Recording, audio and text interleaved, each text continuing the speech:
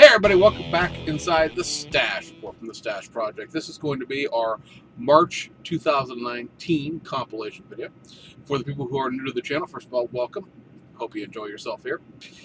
We do these videos at the beginning of every month to sort of let you know what to expect in terms of kit releases for the given month. This, of course, again, March of 2019. So it's a fairly light month overall, mainly because everybody produces their models in China at this point, right? Pretty much everybody.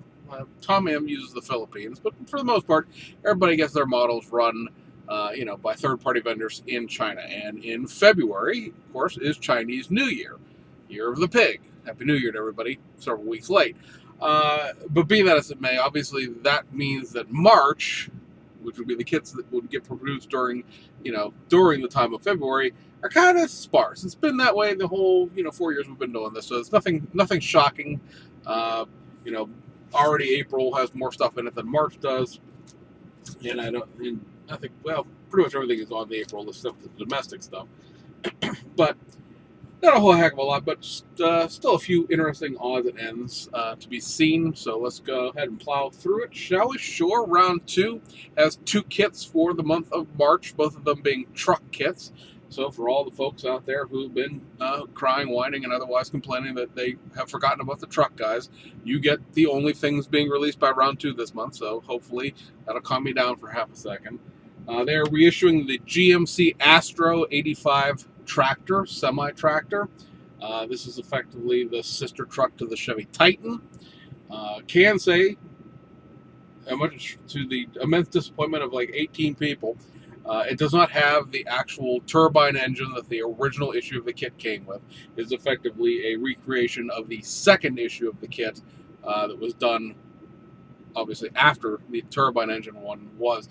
Don't know whatever happened to the engine insert for the turbine engine, whether that was lost, destroyed, damaged, or just taken out of the kit for whatever reason by GM. But be as may, that is coming back. That kit has not been around since the Racing Champions era time of round 2. I think 2005 was the last time this kit was released.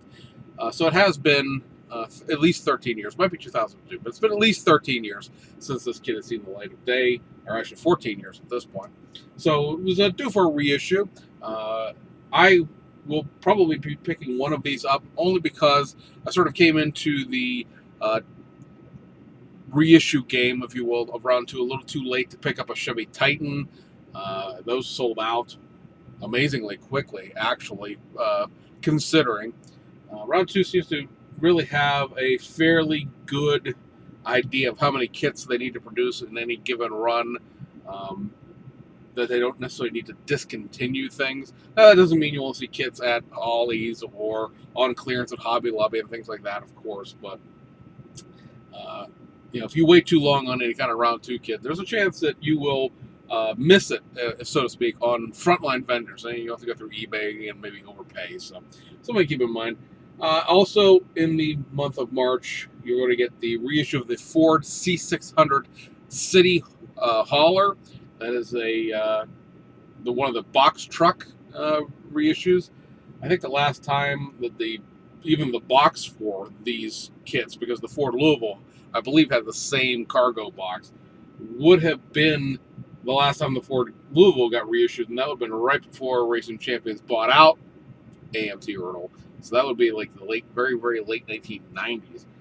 It's possible the C600 has come out since then. I think maybe it came out with the stake bed since then. It came out with the stake bed since round 2 has been in business, but it hasn't come out with the box van back, I don't believe, since for quite a while, actually. So that's going to come back. That's one of the ones that has the goofy working lift gate. It's kind of hard to call something that you compose in a couple of different positions to be working. I mean, technically speaking, yes, that is working, but it's not like it's a functional something where it moves on its own or it could function in the way a liftgate is designed. I mean, I know it's a minor quibble, but it's just one of those things that popped into my head the last time I saw the box art rendering for that. Also, this kit is going to have a Hostess tie-in to it, so it's going to have some period correct, so basically 1960s, early 1970s Hostess decals, so you can make yourself a Ding Dong truck or a Twinkies truck or whatever. I believe it's a Twinkies truck on the box art. It's certainly the more, for folks that are old enough to remember the Hostess logos in the 70s and 80s, it's sort of that multicolored balloon logo that was on Wonder Bread at one point in time. So it'll be interesting to see what else the decals look like in this kit.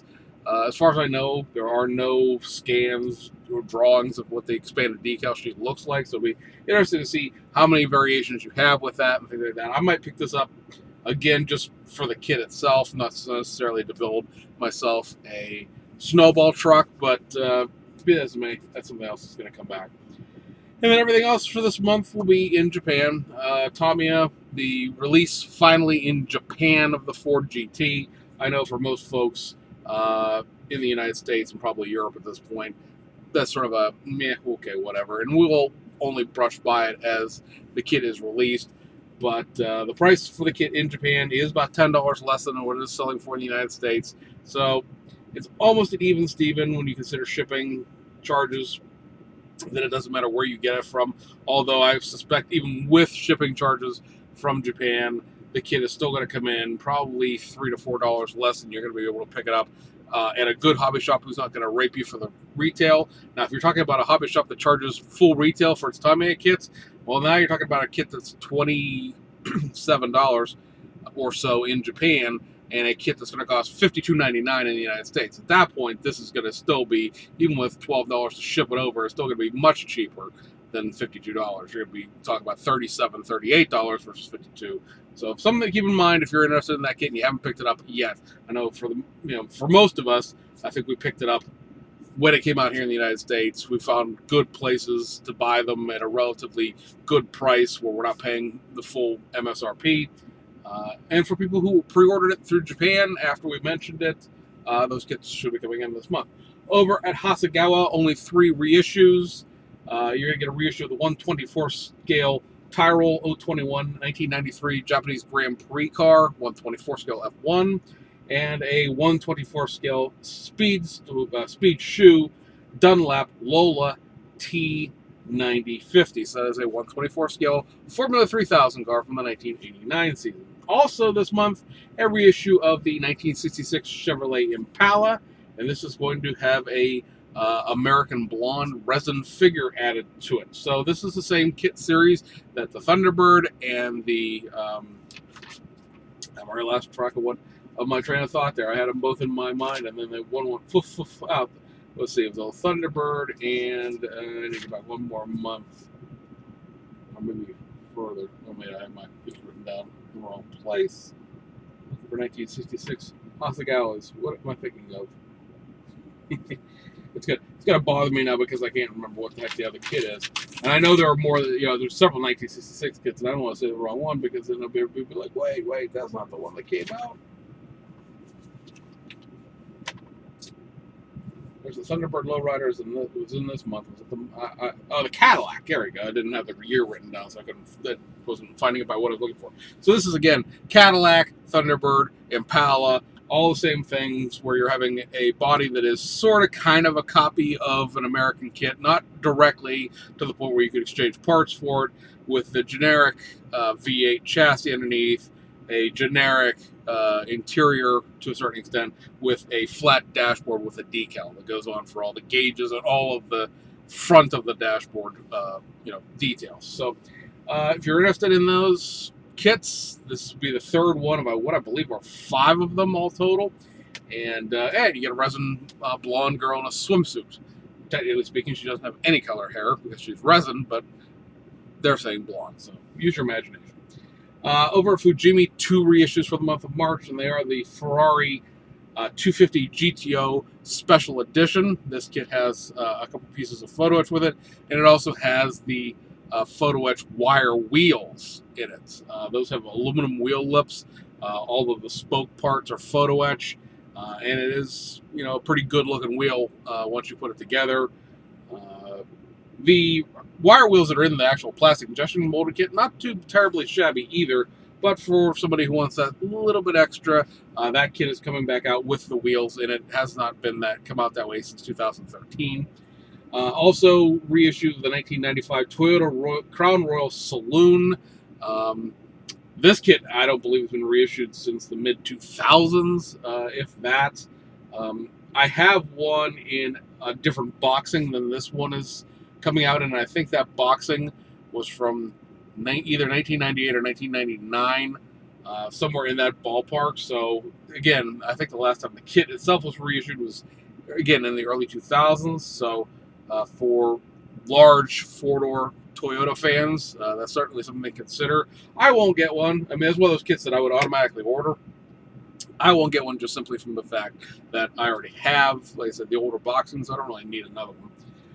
Over at Aoshima, a few things that are on the sort of newish side, if you will, things that are being reissued in the boxing line. There's a new livery option for a kit here, a couple of new pre-paint colors. So on the model car side of things, you have the reissue of the 1991 Mitsubishi Pajero Super Exceed. That, of course, is the full-size Mitsubishi. What we got here in the United States is the Montero, but this will be a Pajero JDM-only kit.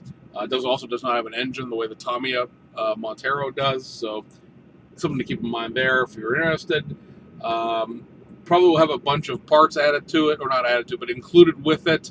All of the various versions of this kit that have come out over the years, we've seen that with the Hilux Surf. See that with a Pathfinder, where you're getting multiple wheel options, multiple off-road options, and roof rack options, and different things like that. Expect that to continue with that kit. Also, a reissue of the 1983 Nissan Skyline R30 Aero Custom. So this is pretty much the only R30 coupe, because they did do an R30 or earlier or not R30, but a C210 coupe, and that looks kind of the same, but the R30 obviously the next generation of Skyline, where this is not an Iron Mask front end. The Iron Mask front end on R30 is the one that there doesn't appear to be a grill. It looks like there is just a iron nose piece, like on an old style Gladiator helmet, between the headlights. This is a 83. The Iron Mask didn't come into play until I believe 86 or 85, and so this has a full grill. Tamiya has a couple of R30 Skylines with the grills, but they're very, very old kits. Not that this is anything newer. So it's sort of a competition if you want a grilled Skyline as to which motorized kit you want to build. This one has the Aero Custom part, so it's got a wing, some ground effects, the little shark fin, if you will, or fish fin, really, fish dorsal spine, probably the best word for it. Things that go on the hood that were sort of popularized by super silhouette racers. I believe that you can build it without all of that stuff. I think there's a factory stock kit underneath all the Aero Custom parts. On the Liberty Walk side of things, you'll get finally the 5th Liberty Walk R35, and this is going to be the version 2 Type 2 Advan car. So it basically is the version 2 kit, just with an Advan livery thrown into it. So that will be the 5th and I believe final R35, hopefully, based on the photo etch. There are only 5 kits, so this will be the 5th one, hopefully the last. Not because there's anything wrong with the R35 Liberty Walk kits, but oh my God, there's 5 of them at this point. We get it. Move on. On the more Grand Champion side of things, you're going to get a reissue of the 330 generation Nissan Gloria and the Toyota Soar, first gen Toyota Soar. On the pre-paint side of things, you're going to get 2 reissues of the 2012 Toyota 86 GT. They're going to be available either crystal black silica or ice silver metallic. As well as I'd like to remind you, with the pre-paint Aoshima kits, they are pre-painted the whole way through. So you get everything painted. The body's painted, the glass has the window black done on it, chassis is painted, interior is painted, everything is done. So you just have to really go through and maybe touch up the sprue attachment points. You will have to deal with the fact that it's pre-painted like over seam lines and things like that, because obviously they don't do all the body prep before they paint it.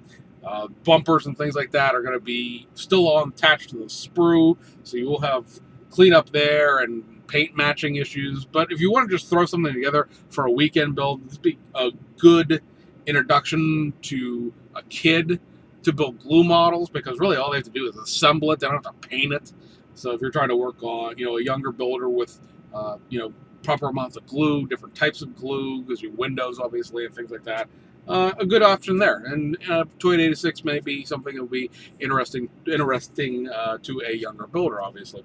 And then we have the slew of just factory reissues, the kits that are just going to be coming back out from Aoshima to restock shelves. So they are the 2016 Toyota 86 GT, the 1975 Nissan Fairlady Z Custom, the 1979 Corolla E70 GT DX, the 1980 Subaru Sambar High Roof, the 1979 Suzuki Carry Panel Van, the Y32 generation Nissan Cedric Gloria. That's one of those kits where you can build it either way because the car is very similar. The 1990 Toyota Chaser Cresta, the 2010 Toyota Hiace Boxy Style, so that's a VIP van. The 2005 Alfred Silk Blaze, again a VIP van. We have the Top Secret R34 GTR, the 1996 Toyota Soar Vertex, the Aventador Super Veloce, the Liberty Walk Ken and Mary Patrol Car, the Liberty Walk Hakasuka Race Tribute car. So a couple of the older Liberty Walk kits getting reissued again. Older in the sense of being like 3 years old at this point. Also reissue of the Grand Champions, rather, 330 Gloria and Toyota Soar. Makes sense, you're running the tool for one, might as well reissue them both. And then reissue of the Knight Rider kit, Season 1 and Season 4. Seems like we just talked about those kits being reissued like last week.